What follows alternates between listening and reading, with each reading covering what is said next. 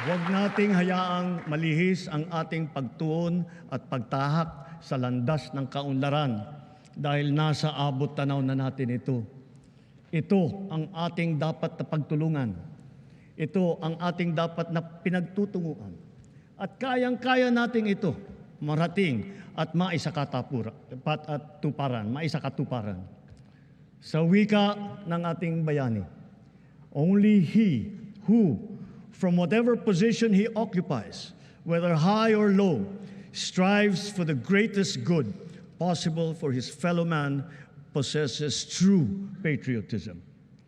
Alam po natin sa ating puso kung ano ang tama, kung ano ang mali, kung ano ang mas mahalaga at mas makakabuti sa sarili, sa pamilya at sa ating bayan.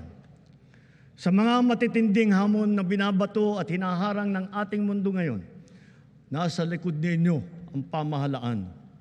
At huwag tayong matakot. Huwag tayong titiklop. Huwag tayong mawawalan ng pag-asa.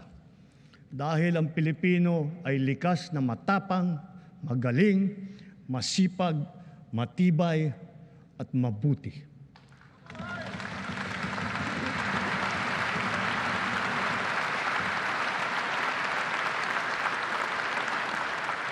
Mga kababayan, tayo ito.